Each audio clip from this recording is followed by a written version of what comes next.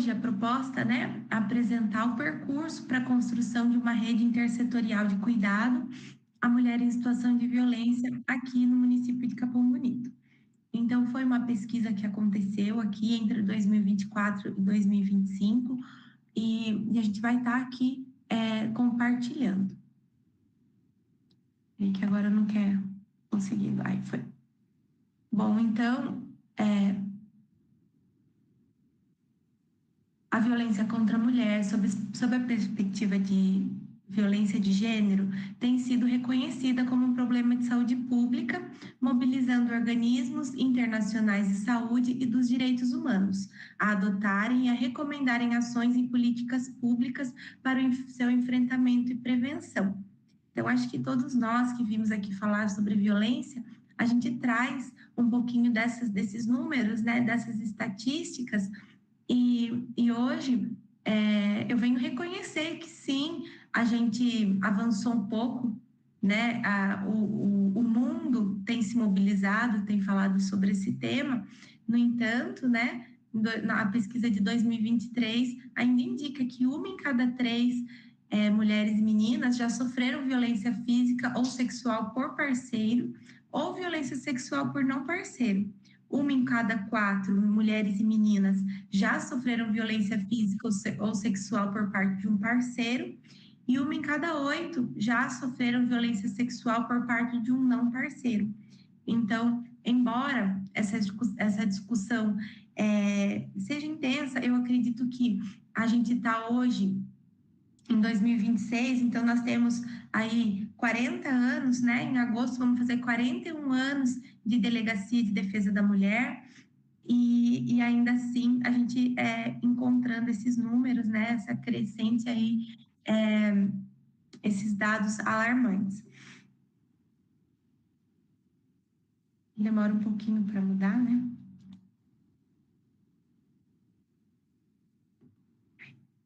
Bom, então, embora a gente tenha esses dados, acredita-se que pode ser a ponta do iceberg, né? Sendo que 61% das mulheres que sofreram violência não denunciaram e nem procuraram uma delegacia da mulher. 69% das agressões ocorrem dentro das residências, o que favorece para não haver denúncias. 53,6% dos agressores são os próprios companheiros e 19,4% os ex-companheiros.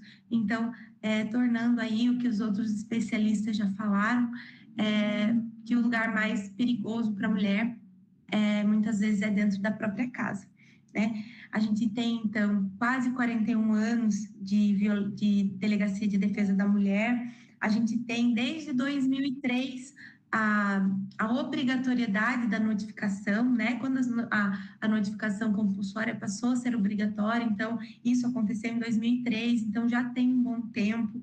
Em 2006, a Lei Maria da Penha, né, onde o Brasil foi condenado a criar aí essa legislação, e ainda assim a gente ainda 61% dessas mulheres ainda sofrem em silêncio, né, não denunciaram.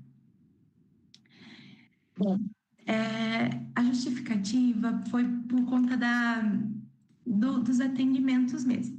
Então, trazendo um pouco aqui para a nossa realidade, como a Karina falou, sou enfermeira do SUS, da assistência, embora hoje atue também na gestão, mas ainda me mantenho nos plantões, que é o que eu acredito que traz esse embasamento, essa vivência, essa prática, é rica também para as pesquisas, né? Acredito que a gente trazer os dados, conhecer, estudar é muito importante, mas sentir na prática o outro lado também traz para a gente essa sensação de pertencimento e vontade, né, de estar procurando soluções para os nossos problemas reais.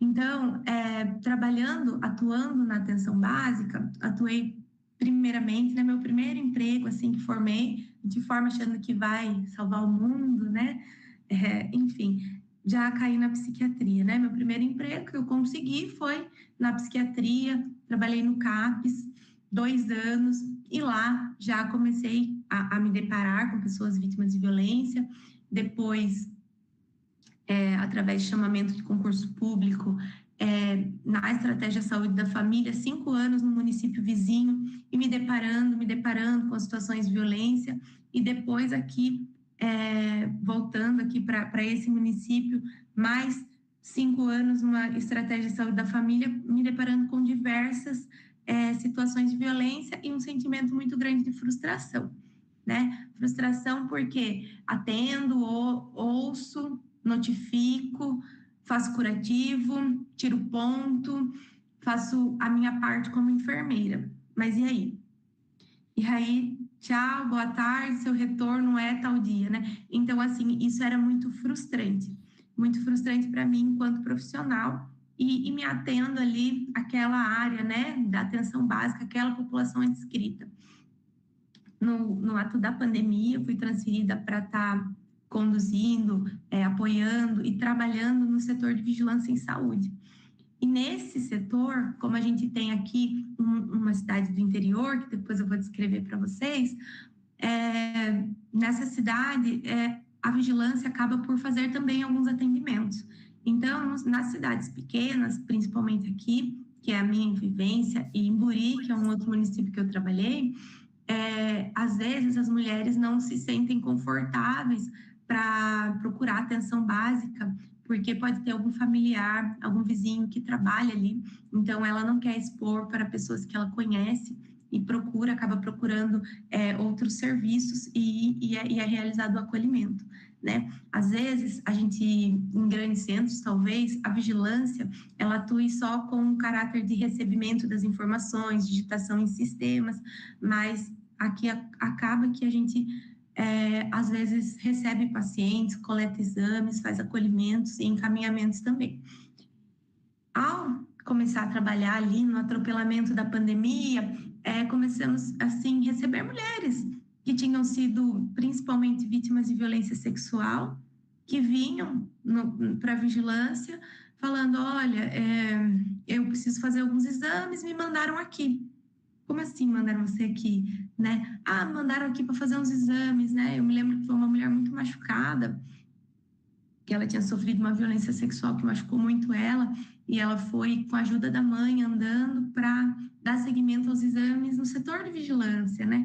Falei, nossa, mas aqui, coitada, né? Ter que, enfim, fora, né, as questões de ter que reviver, de ter que contar tudo de novo, né? E aí foi um incômodo maior, porque eu percebi que não era da população adscrita em si, daquela unidade básica, mas sim um problema do município.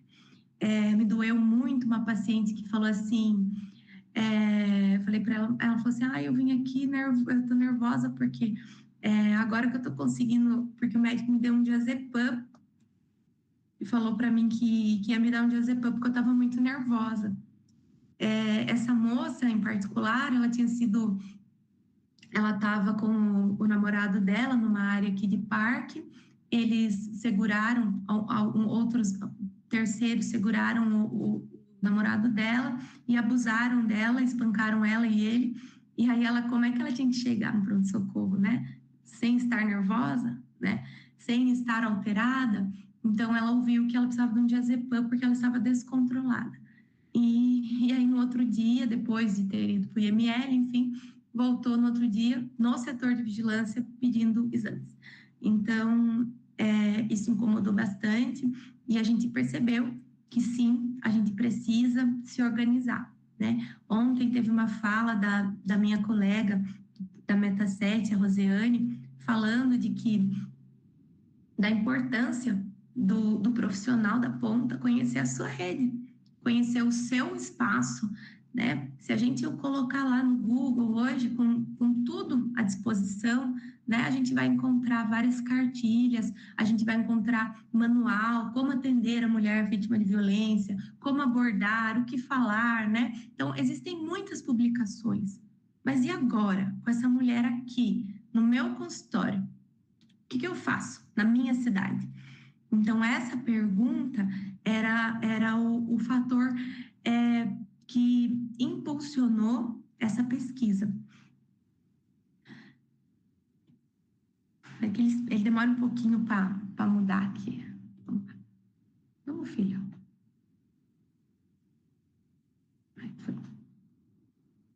Bom, então o objetivo geral foi construir e ativar uma rede intersetorial de assistência e cuidado integral para mulheres em situação de violência dentro do município de Capão Bonito. Então, quem é Capão Bonito, né? Que município é esse? Acredito que, não sei se tem alguém que conheça, mas é longe, escondido, da capital, né? Então, essa é a minha cidade, essa é conhecido pelo berço do Rio Paranapanema, porque é banhado pelo Rio Paranapanema, e a gente fica entre dois parques estaduais, que é o Parque Estadual Intervales e o Parque Estadual Carlos Botelho. Então, o clima aqui é muito ameno, é muito gostoso. Fica a 222 quilômetros da cidade de São Paulo. Então, se você pensar aqui em distância, não é tanto, mas quando a gente chega até perto de São Paulo, a gente não consegue muito se locomover. Então, vai umas 4 horas aí para a gente conseguir chegar. Temos 47 mil habitantes e somos o 5º maior município do estado de São Paulo em extensão territorial. Então, temos uma ampla área agrícola, né? Temos muita zona rural e a gente tem equipes de saúde da família também que se espalham aí nos lugares mais longínquos, né? Para a gente ter uma noção assim de quanto é longe, isolado, a gente tem pessoas que para vir para a cidade não tem nenhum tipo de transporte, custa R$ 200 por pessoa para vir, né? Se vir a mãe e o filho, são R$ 400, ou seja, as pessoas não vêm, né? Então, a gente tem aí uma dificuldade de acesso relacionada ao tamanho do nosso município. Aí é um município do interior, pequenininho, só 47 mil habitantes. Sim, mas em extensão territorial, somos o 5º maior do estado. Somos conhecidos também como Portal da Mata Atlântica, e a fonte de renda principal, produção de grãos e comércio. Então, para quem gosta de turismo ecológico, cachoeira, caverna, esse tipo de passeio, é aqui na nossa região. A gente tem bastante opções aí de turismo ecológico, e o clima aqui é muito agradável, favorece a produção de grãos, porque geralmente não temos problema com seca, como temos esse parques, então aqui sempre chove, o clima é calor, mas não se compara, né? Eu lembro que na experiência, quando a gente vai para outros municípios, a gente vai cheio de blusa, chega e vai tirando, porque aqui é um pouco mais frio do que a região. Vocês veem que hoje vocês estão tudo aí de manga curta, eu estou aqui de manga longa, né? Embora a gente seja um município muito pequeno, a gente é cercado por outros municípios menores ainda, e acabamos por ser referência desses municípios. Coloquei esse mapinha aí para vocês verem ali, por exemplo, Ribeirão Grande. Ribeirão Grande, ele é um município de 8 mil habitantes. Então, a gente tem 47, mas a gente também cuida de Ribeirão Grande, que tem 8. Né? A gente também, às vezes, apoia Guapiara, que também é um município também de 12. Então, a gente, mesmo sendo pequeno, ao ponto de vista de outros, nós somos grandes também. Como estratégia, a gente utilizou a pesquisação. Então, né, a pesquisação, ela já é, né, conhecer a realidade. Como estratégia da pesquisação, foram a organização, mobilização, sensibilização e conscientização. Baldissera define a pesquisação como um pesquisador que se aproxima dos participantes, apontando os aspectos teóricos, metodológicos, estimulando que os participantes continuem cooperando com a construção de um projeto coletivo. Bom, aqui a gente compreendeu que conhecer a realidade, estar inserido dentro da rede, já favorece, né, esse tipo de metodologia. Apesar de outras etapas do processo de pesquisa, como a pesquisa bibliográfica, que também foi importante, a pesquisa acadêmica em si, a busca de legislações,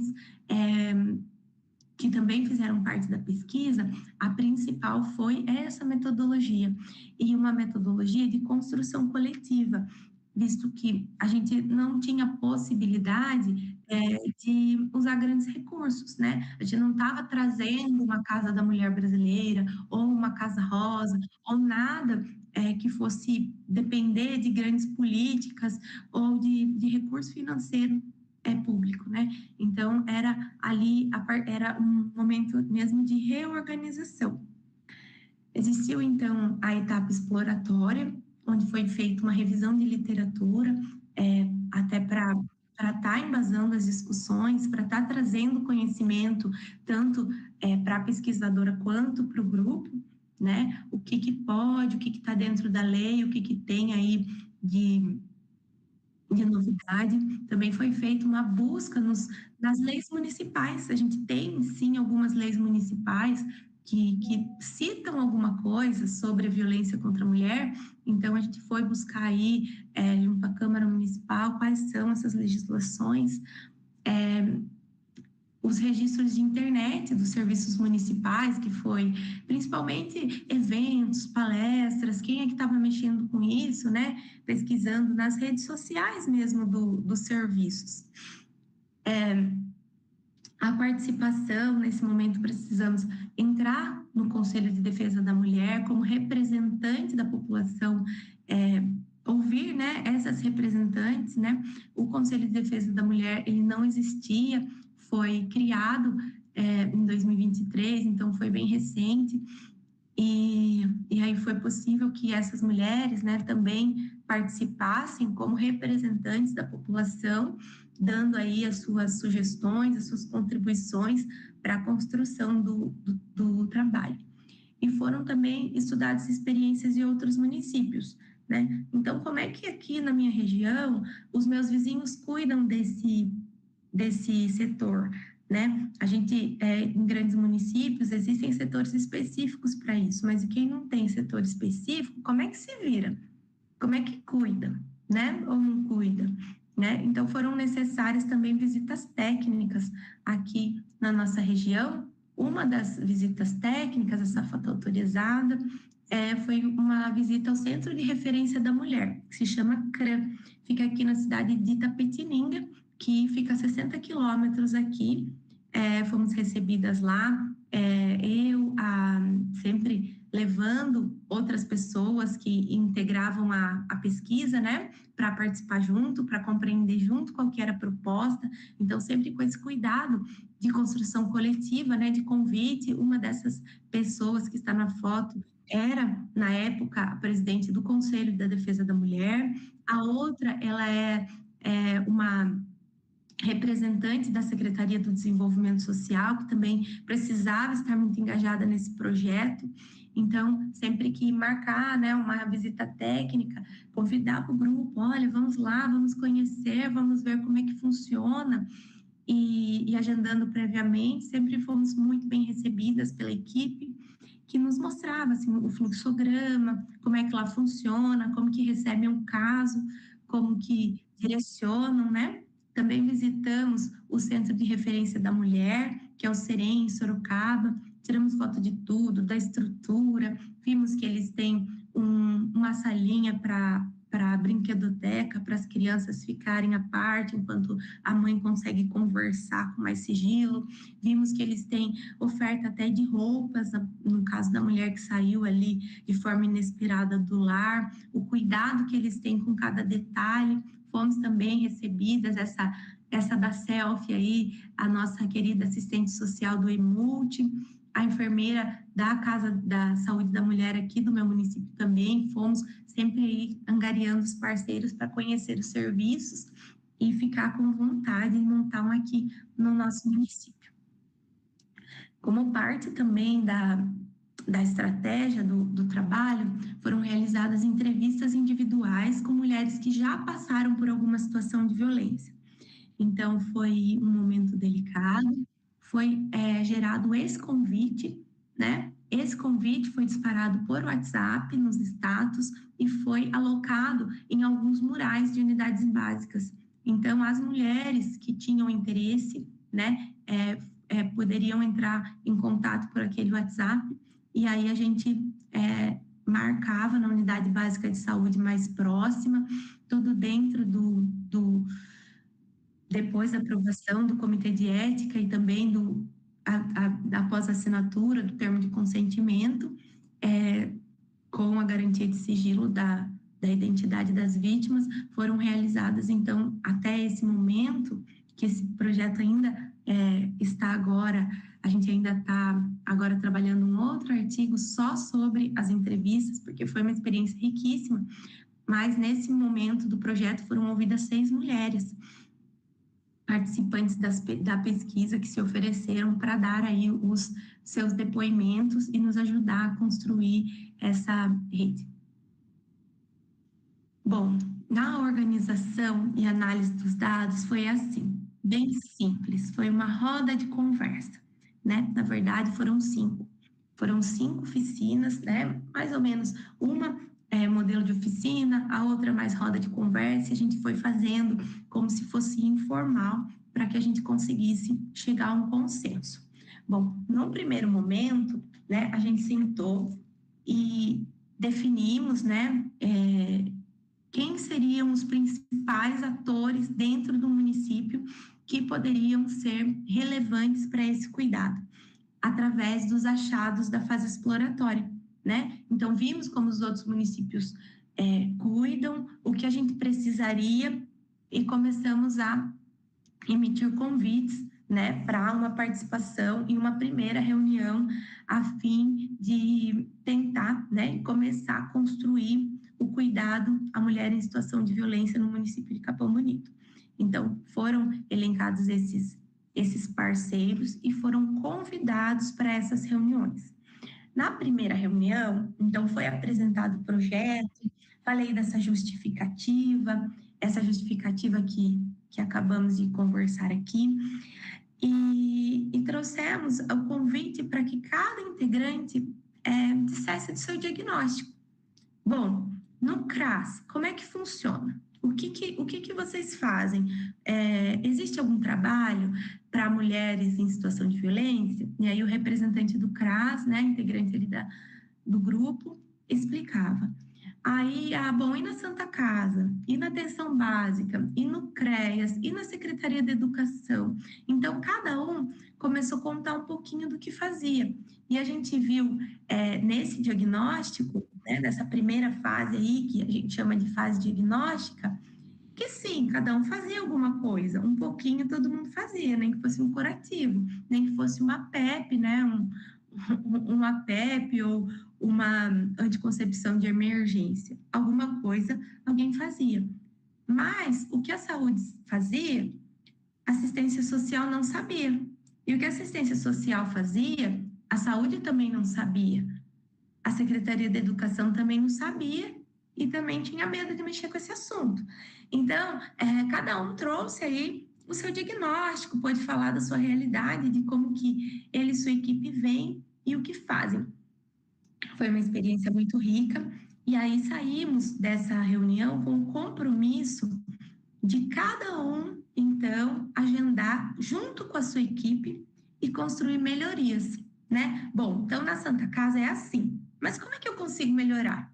Quais são as possibilidades de cuidado dentro do hospital, né? Será que existe alguma alta responsável? Será que a gente pode? Será que a gente não pode? Será que a gente fere a Lei Geral de Proteção de Dados ou não? Como que a gente pode fazer para isso não acontecer? Será que a gente subnotifica? Será que a gente notifica? Como é que está funcionando lá dentro? Então, cada representante de cada setor foi levar, né, saiu com a tarefa desse primeiro encontro, de discutir com a sua equipe como é que ia ser, né, todos os representantes. E aí foi marcado aí esse segundo encontro, né? O segundo momento foi muito animador, a gente viu o quanto evoluiu, depois nos resultados vocês verão também, mas assim, a OAB, que chama Casa do Advogado, né, o quanto eles se estruturaram em pouco tempo, o quanto cada um pôde trazer realmente o seu melhor nessa segunda reunião. Assim, bom, então eu sentei lá com a minha equipe, a gente consegue isso, a gente consegue aquilo, a gente consegue assim, a gente consegue assar. Então, trouxeram para nós, e aí ficamos, né, ali na experiência da pesquisa, de escrever, colocar no papel o que cada setor poderia colaborar e começar a sistematizar esses dados, né? Partimos para a terceira etapa, com as entrevistas, né? Foram realizadas as entrevistas, foram ouvidas as mulheres, dada a toda a questão ética, foram condensadas os principais achados das entrevistas, e na terceira reunião, né, foi apresentado o que a gente tinha sistematizado daquela segunda reunião e o que eram as expectativas das mulheres, quais foram os achados nas entrevistas, a partir das escutas. E aí, nessa terceira reunião, foram, então, modificados, trazidos sugestões, e a gente foi adaptando e fazendo ajustes, e ficamos de colocar tudo isso no papel para um quarto encontro, né? O quarto encontro aconteceu também nesse formato informal, levávamos chocolate, cafezinho, discussão, cada membro importante, cada membro podendo falar, não foi em nenhum momento nada impositivo nem taxativo, tudo foi construção coletiva mesmo. E aí, nesse quarto encontro, a gente apresentou aí a versão que tinha chegado, né? Foram solicitados novos ajustes, e aí ficou para um quinto encontro.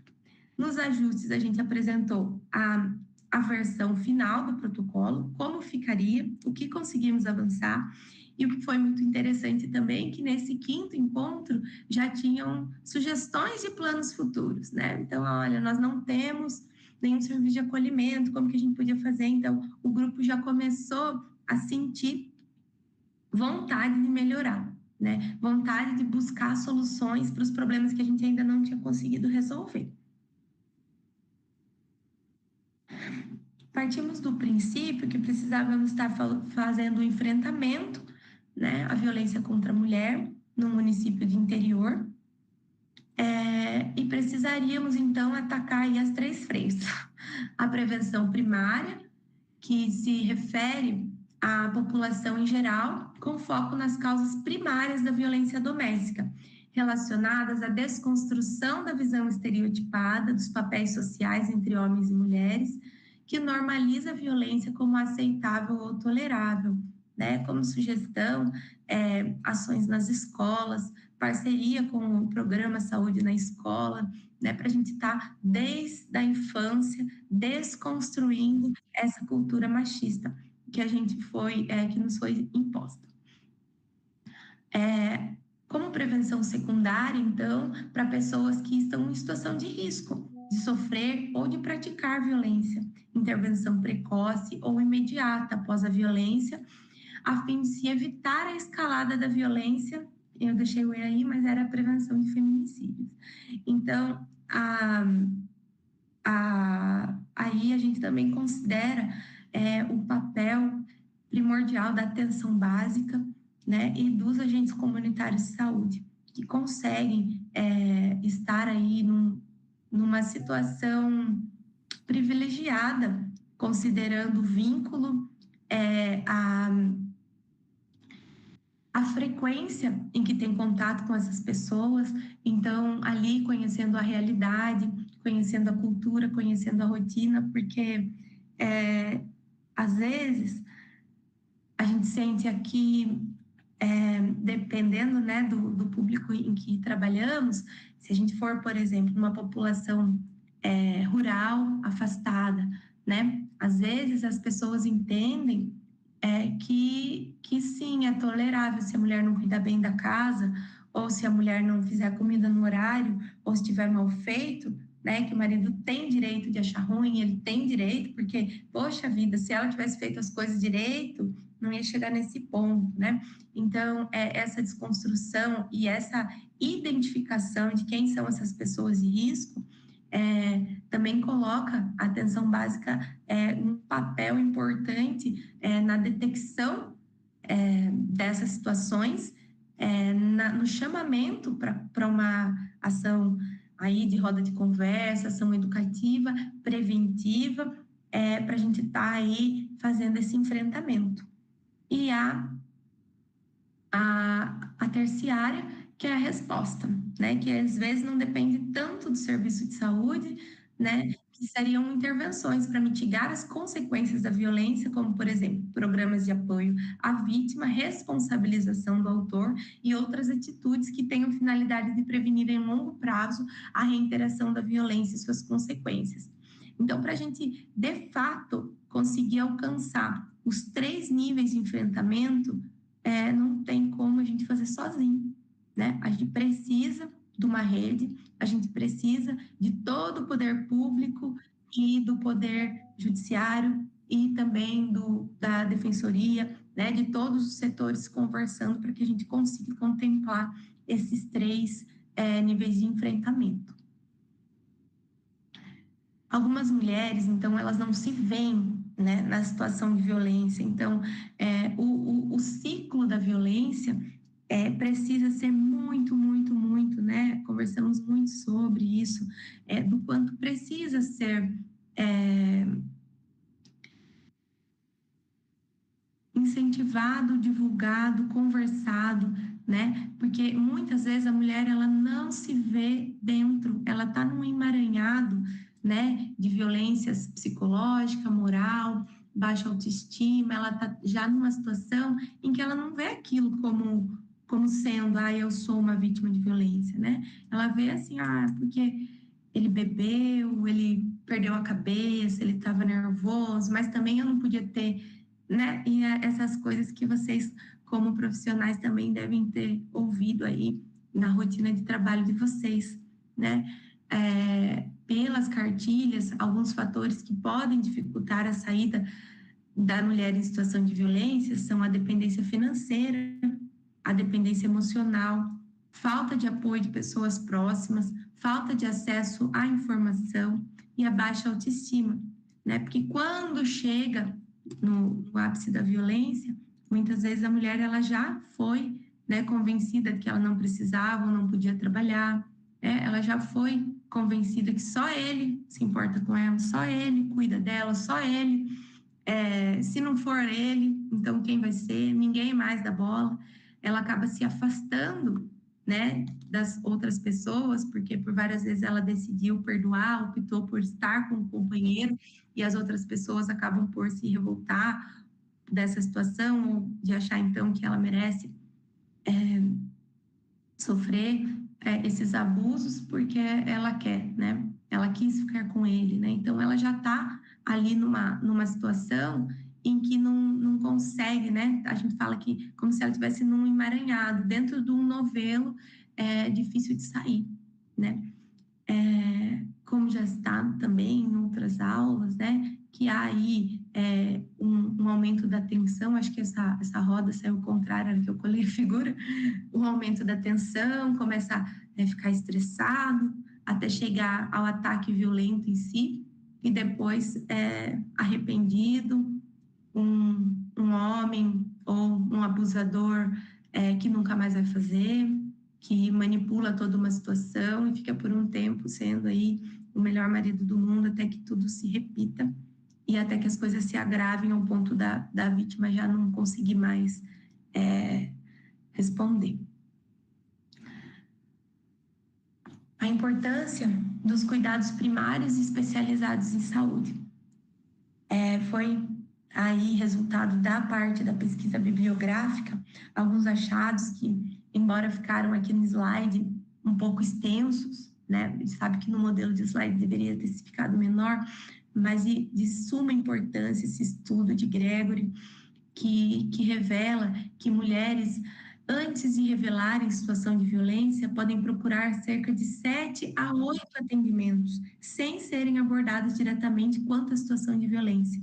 Nesses casos, é usual que sejam consideradas hiperusuárias do serviço de saúde, sobretudo da atenção básica, sem a suspeição do motivo real da procura frequente. Então, Então, se o profissional, né, não tiver sensibilizado, né, nesse tema, às vezes a gente, quem já trabalhou ou trabalha, né, na atenção primária à saúde, ou em pronto atendimento, em hospital, talvez até no serviço social, vê, poxa, mas ela de novo, e aí você tá com aquela fila e aquela pessoa de novo, mas um dia é dor no braço, outro dia é dor de cabeça, outro dia é insônia, e ela não é de repente, cuidada na sua real necessidade.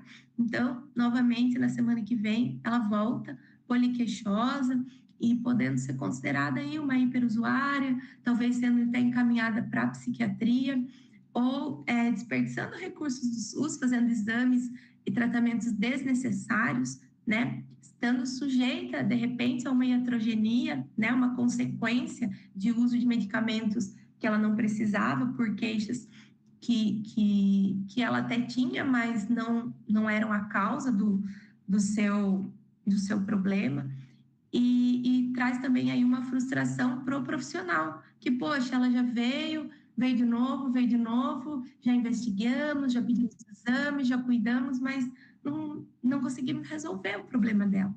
Ela ainda está doente, né? Então, existe esse detalhe aí para essas mulheres, né? Você já pensou, você está frequentando um serviço, queixando de outras coisas, gritando por dentro para querer ser cuidada, mas não poder falar a verdade, né?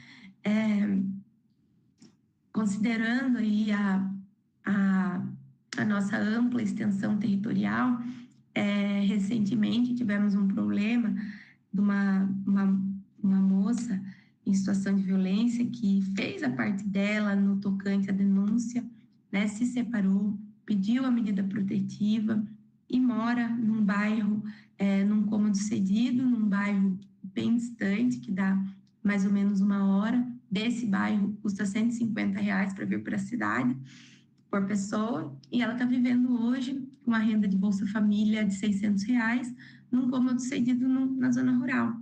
Ela comparece, então, para a equipe de saúde da família, pedindo um remédio para dormir, relatando que ela não consegue mais dormir porque ela tem a sensação de sufocamento, porque algumas das vezes ela acordava sendo sufocada durante a noite.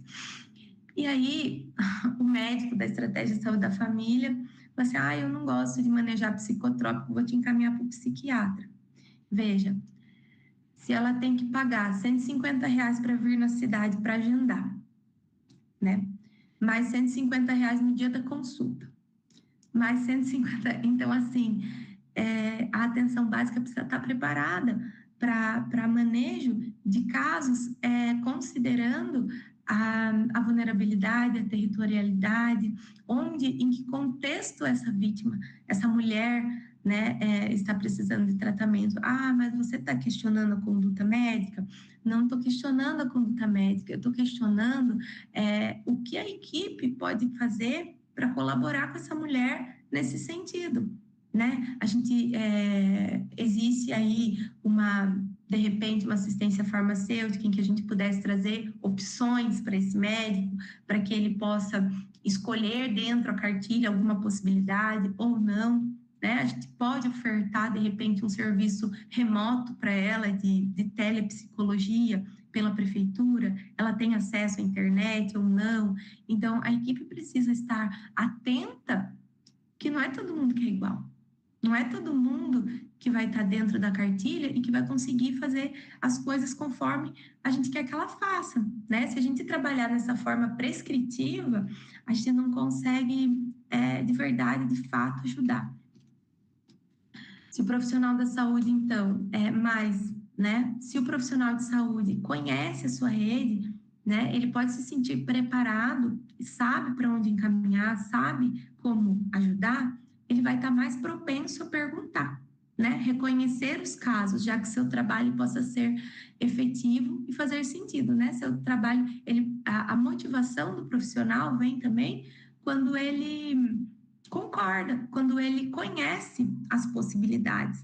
Porque muitas das vezes também esses estudos trazem que muitas das vezes os profissionais não perguntam porque eles não sabem o que falar ao ser revelado, né? Então, se ele pergunta, a pessoa responde, bom, e agora? Então, melhor nem perguntar, passa para o próximo, que a fila está grande, né? Então, aí, para vir fortalecer essa capacidade de resposta. Deixa eu pôr minha apresentação um pouquinho, minha cara um pouquinho para baixo, que ficou tampando aqui. As redes intersetoriais, então, como caminho para o enfrentamento à violência contra a mulher, cuidado e acolhimento. Bom, então, seria rede, um emaranhado de relações, onde cada nó, indivíduo ou grupo está interligado a outros por diferentes tipos de vínculos, construídos intencionalmente ou não. Pode ser também definido como vínculos entre indivíduos, grupos e organizações, construídas ao longo do tempo, estando em constante mudança, interação e transformação. Assim como o território é vivo, as redes também precisam ser vivas, porque os problemas, eles não são sempre os mesmos, as soluções também não. Então, a rede também tem que compreender, né, o que funcionava de repente em 2020, em 2025 já não vai mais funcionar da mesma forma. A rede tem essa característica de rede, assim como o território tem, de ser mutável, né, de ter essa necessidade de adaptação. Mert, ele traz um conceito, né, esse conceito de rede viva, de ato de encontro entre os profissionais e usuários para discutir as necessidades de saúde. As redes se montam e se desmontam, podem variar com sua estabilidade e em seus componentes ao longo do tempo, sendo operacionalizadas de diversas maneiras e compostas por múltiplos fatores formais e informais, visíveis e invisíveis, podendo ser temporárias ou duradouras. Eu até falo palpáveis e não palpáveis, né? A gente tem aí essas particularidades.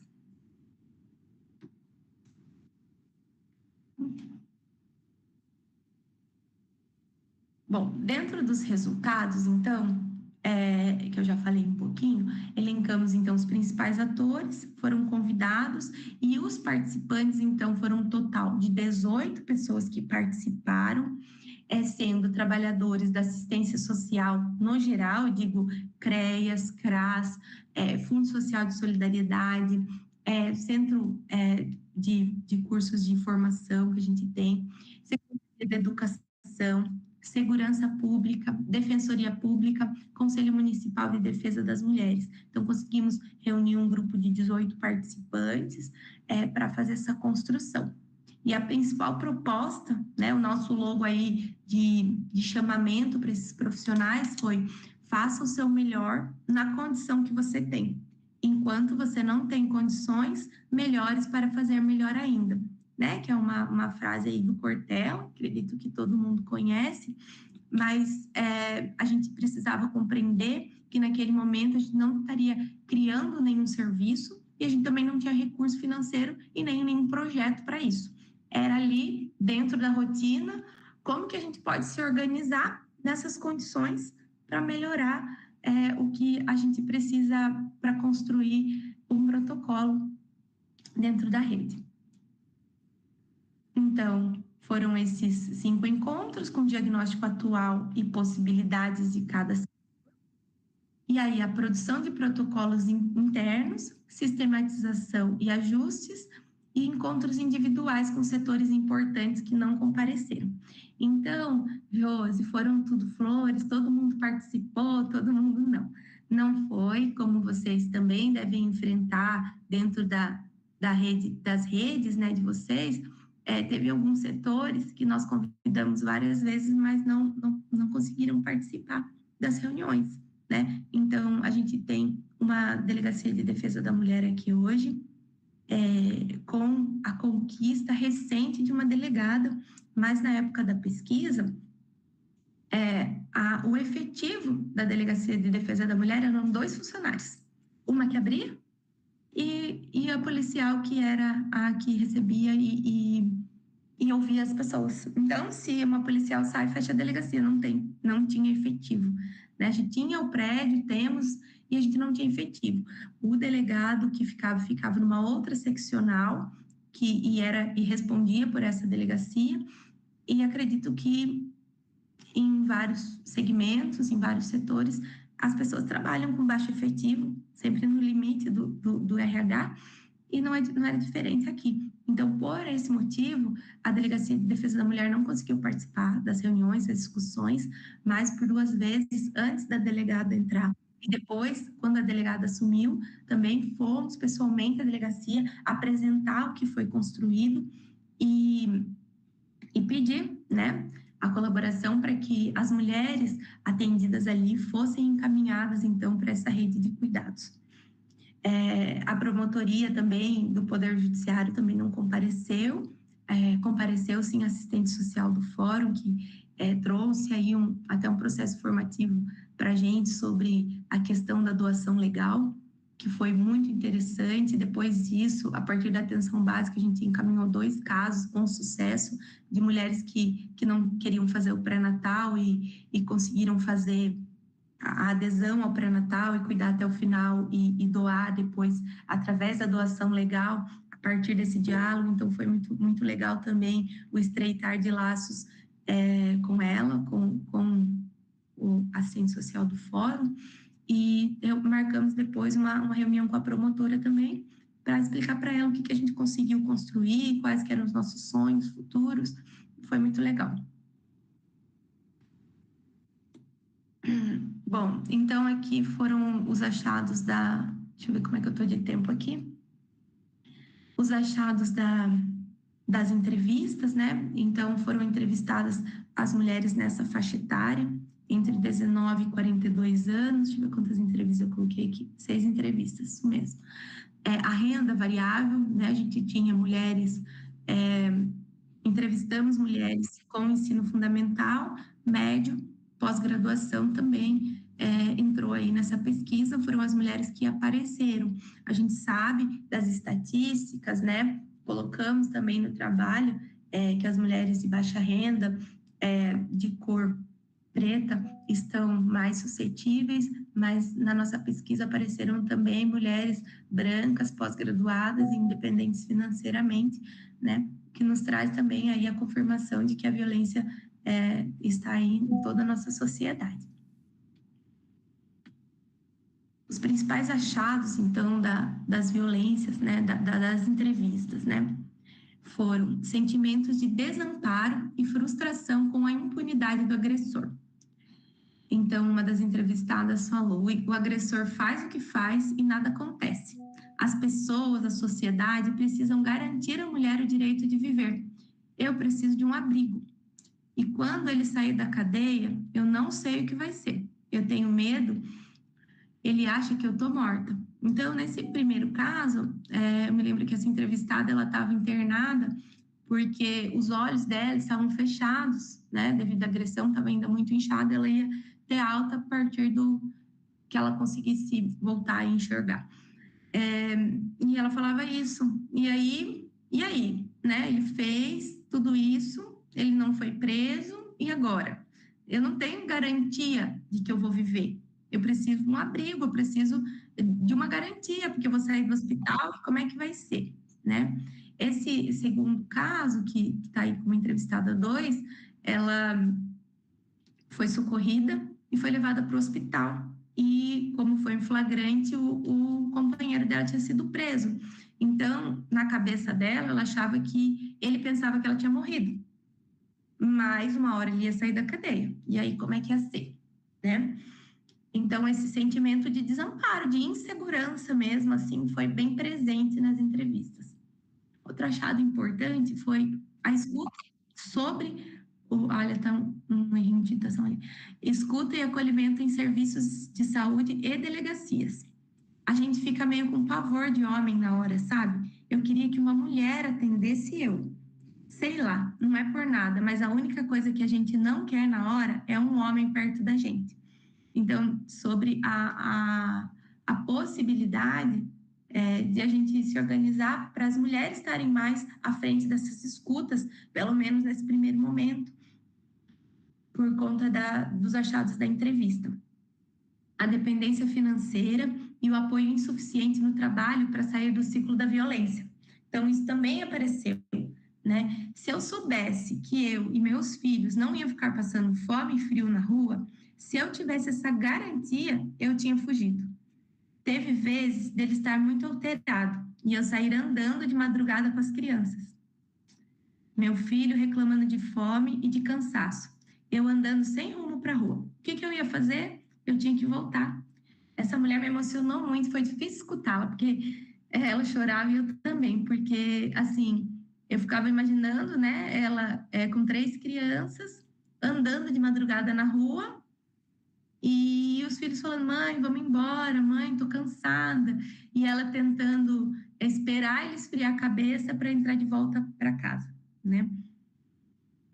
Uma outra falou, eu só recebo R$ 600 do Bolsa Família, e eu não queria voltar lá onde eu moro. A outra entrevistada falava que ele tinha certeza que eu não ia largar. Ele falava: você depende de mim, você precisa de mim, ninguém vai ajudar você.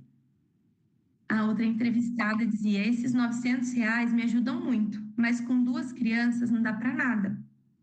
E a outra, que tinha uma renda maior, disse assim: ele fez um monte de empréstimo no meu nome. Meu salário vem pela metade, mas para a sociedade ele é o riquinho, filhinho da mamãe e do papai. E eu aqui toda endividada. Então, aparentemente, né, era uma família de uma boa renda, de uma classe média, mas na verdade mesmo ela era toda endividada, cheia de empréstimo, com a renda comprometida, o que aprendia mais ainda nessa situação de não conseguir sair dali. A interferência da igreja apareceu na entrevista, né? Eu vou ler para vocês esse depoimento. Eu sempre fui de dentro da igreja, sabe? Aí eu contava para as irmãs o que estava acontecendo, o que ele fazia.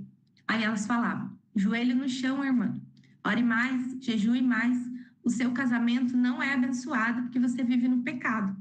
Nesse caso, ela era amaziada, né?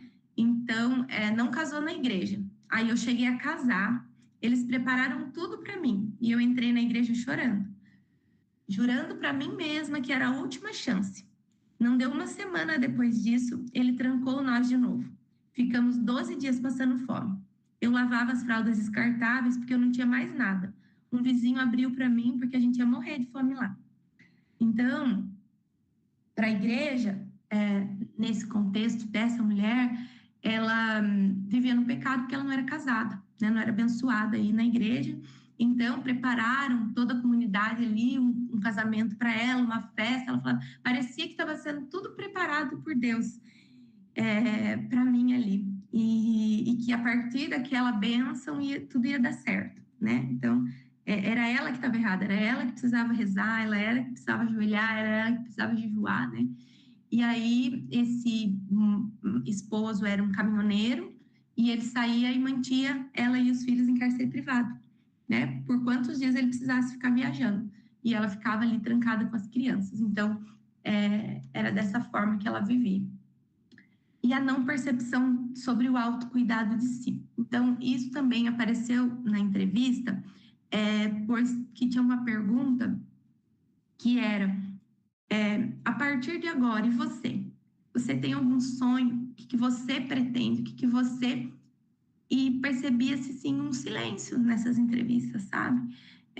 A mulher falava muito sobre os filhos, sobre que queria que ele fosse preso, que queria que ele pagasse pelos atos dele, mas nunca sobre o que ela queria para ela, né? Sobre o que ela sonhava. Não, eu quero uma independência financeira, ou eu quero fazer um curso, ou eu tenho um sonho. Isso foi o silêncio dessa resposta, também foi uma resposta. Então, os equipamentos levantados foram esses, né? O centro, a saúde foi a Santa Casa, a atenção básica, o Centro de Atendimento de Saúde da Mulher e o grupo de violências da Diretoria Regional de Saúde de Sorocaba. Então, existe um grupo do DRS que cuida do eixo das violências, e foi bem importante, porque a partir dali a gente começou a conhecer qual era a nossa referência para o aborto legal também, porque a gente não tinha definido uma violência, a gente já tinha passado por isso, mas por pesquisa no Google, liga para um, liga para outro. A gente tinha conseguido uma vez um encaixe lá no Hospital Pérola Byton, em São Paulo, mas não tinha uma referência formal para nós aqui, e ficou agora pactuado que vai ser o Conjunto Hospitalar de Sorocaba essa referência, então não é mais necessário todo o desgaste, né? Tendo essa necessidade, o próprio CHS já ficou pactuado como nossa referência, então foi muito importante a gente estar participando e conhecendo qual é a nossa referência para esse serviço. Dentro do serviço social participou o Centro, o CRAS, o CREAS, a Casa Abrigo Raio de Sol, que era um abrigo de inverno. Essa casa é montada aqui somente no inverno, não temos albergue, não temos, graças a Deus aqui, quase não temos população de rua, né? A gente, na última estatística, tínhamos 2 pessoas apenas em população de rua, em situação de rua mesmo. As demais pessoas que ficam em situação de rua, todas têm casa, têm família, e sabem, têm ainda o vínculo, optam por ficar na rua, mas todo mundo foi rastreado pelo serviço social, então não comportaria aqui um albergue ou uma casa assim, por conta de a gente não ter esse público, não ser um grande problema aqui no município. O Centro de Capacitação e a Casa do Empreendedor, ali ele concentra o SEBRAE, concentra vários cursos e várias, o PAT também, né, para encaminhamento para o mercado de trabalho, também participou das discussões na educação, uma representante da Secretaria Municipal de Educação, da Segurança Pública, a Delegacia de Defesa da Mulher, que não foi, mas nós fomos até eles, e a Guarda Municipal, que também é nova aqui no nosso município, participou também. A Casa do Advogado foi muito importante, que é a OAB, que presta assistência jurídica gratuita para todas as mulheres, e a sociedade civil foi representada pela DDM, Conselho da Mulher Empreendedora, Igreja Adventista e Instituto Avon. E o setor de comunicação da prefeitura para estar fazendo essa divulgação, postagens, para que as mulheres possam conhecer os serviços. Então, o que a gente não tem também foi levantado. E o que a gente conseguiu evoluir criando esse protocolo, né? Então, nas unidades básicas de saúde não existia nenhum tipo de protocolo e nem conexão com outros equipamentos.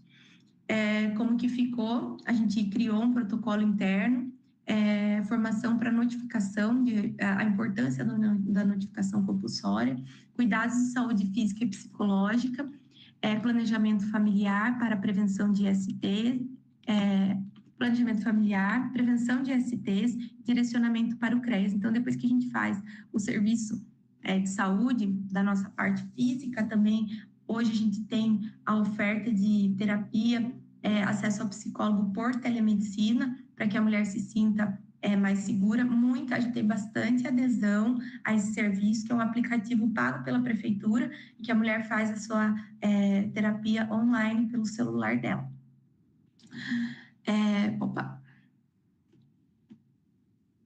A Santa Casa, então, ela tinha já o protocolo de ST e contracepção de emergência, violência sexual, encaminhava para fazer o boletim de ocorrência e para o IML para a coleta de provas, né? Então, hoje, ele incluiu a notificação compulsória como um objetivo de melhoria, né? E, após o atendimento, a alta da paciente está sendo direcionada para o CREAS.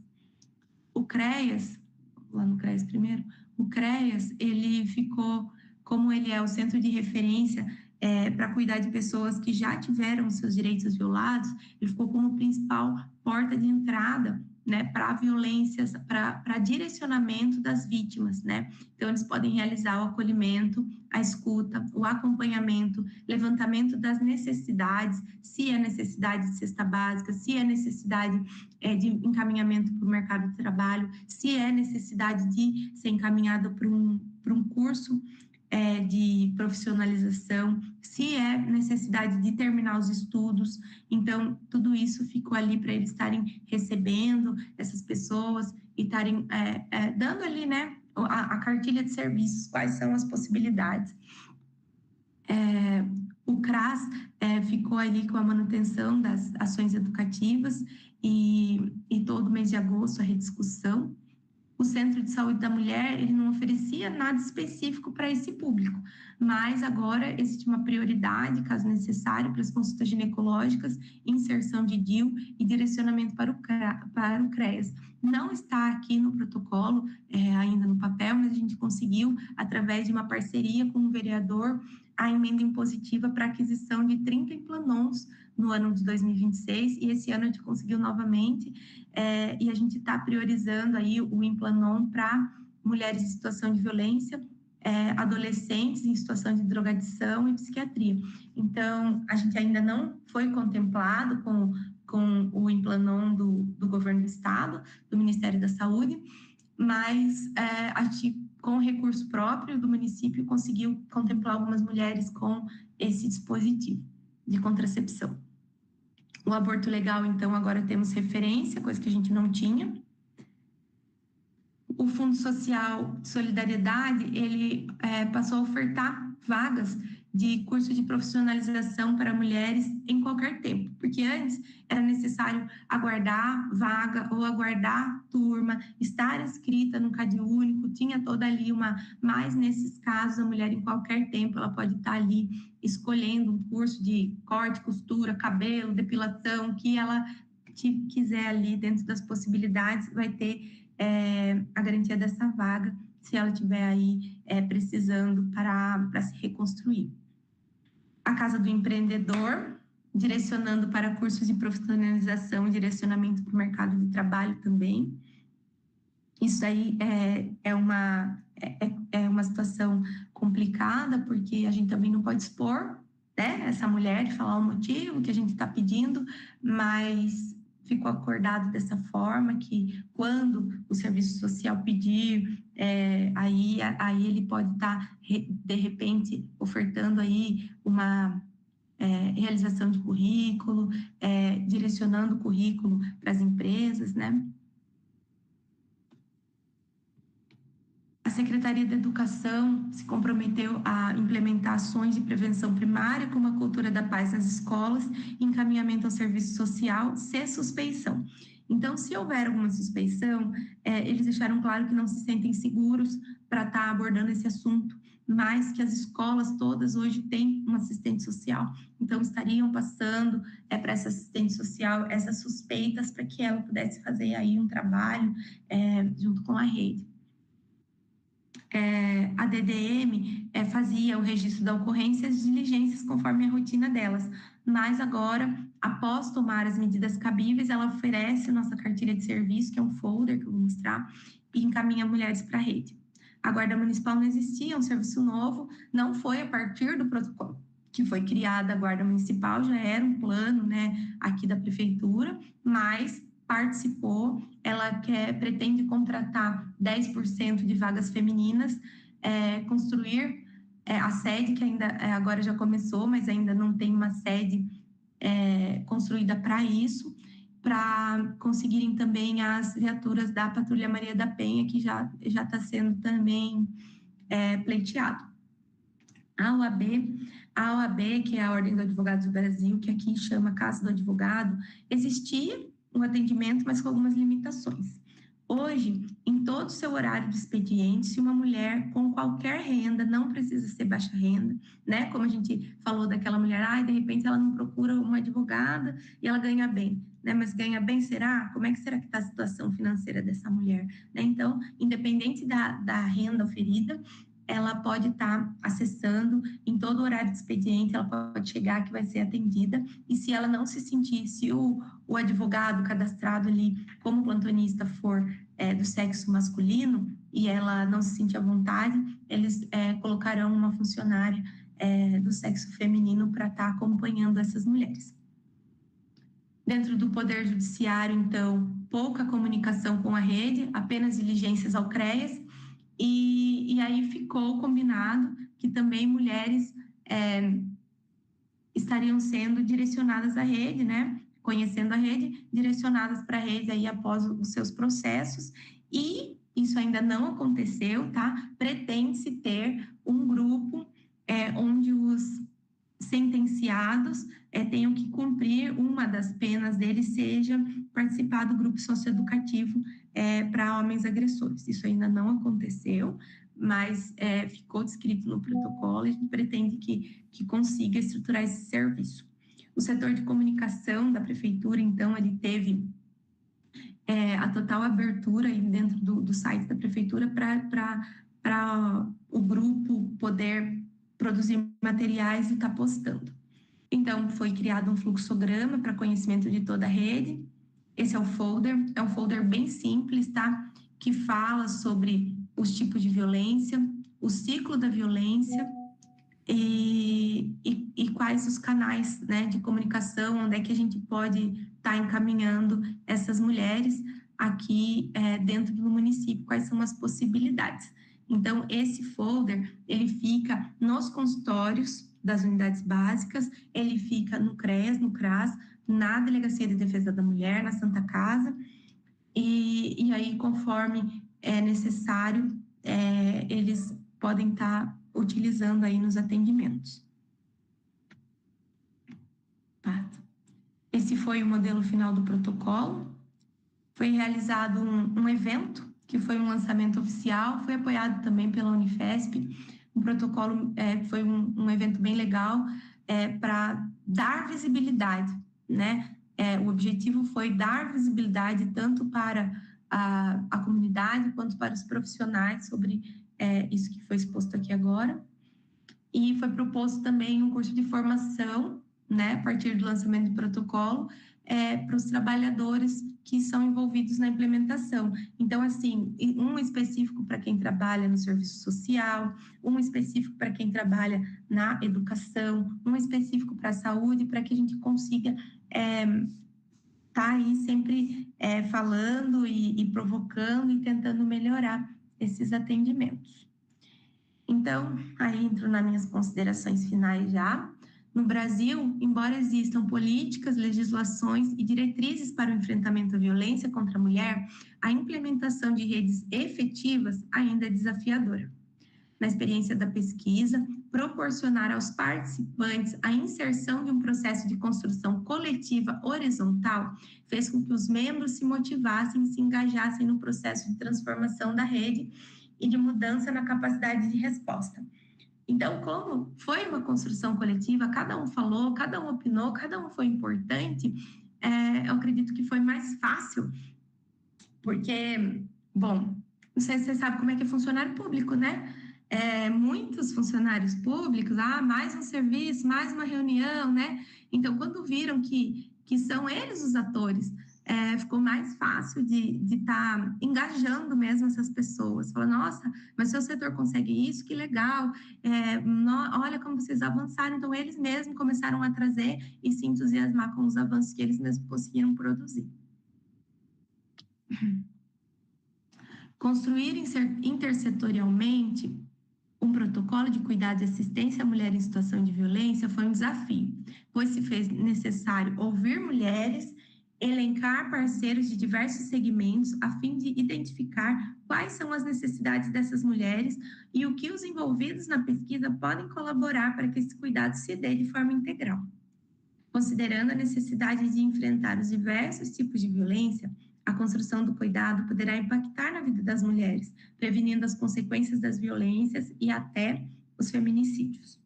Mesmo que em recente e em construção, esse trabalho já possibilitou aos profissionais se apropriar das possibilidades de cuidado integral, resultando em mais segurança em sua capacidade de resposta e trazendo sentimento de engajamento em reconhecer as violências, pois podem ser realmente úteis nesse processo tão multifatorial, impactando no processo de saúde e doença produzido pela violência e suas consequências.